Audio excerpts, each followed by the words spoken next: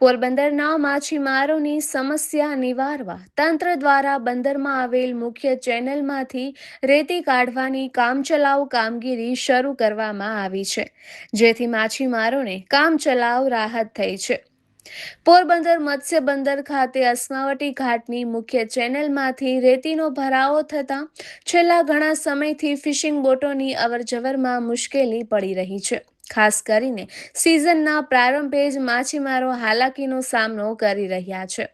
અસ્માવટી ઘાટ ખાતે ફિશિંગની બોટોની અવરજવર માટેની મુખ્ય ચેનલમાં રેતીનો ભરાવો થવાને કારણે માછીમારોની બોટોને દરિયામાં આવન-જાવન કરવામાં ભારે મુશ્કેલીનો સામનો કરવો પડતો હતો. આ અંગે માછીમાર બોટ એસોસિએશન દ્વારા કેબિનેટ મંત્રી અર્જુન મોઢવાડિયા સમક્ષ રજૂઆત કરી બારાની મુખ્ય ચેનલમાંથી રેતીનો ભરાવો દૂર કરી બોટોની અવરજવર સરળ બનાવવામાં જરૂરી કાર્યવાહી કરવા માંગ કરી હતી.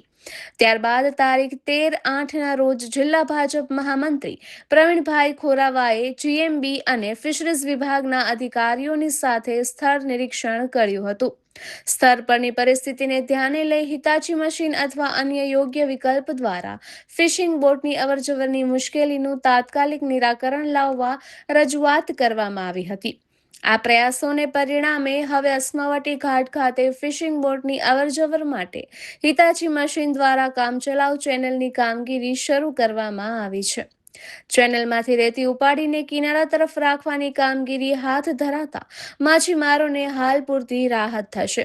આ કામગીરી શરૂ થતાં માછીમાર બોટ એસોસિએશન તથા માછીમાર સમાજમાં આનંદની લાગણી વ્યાપી છે.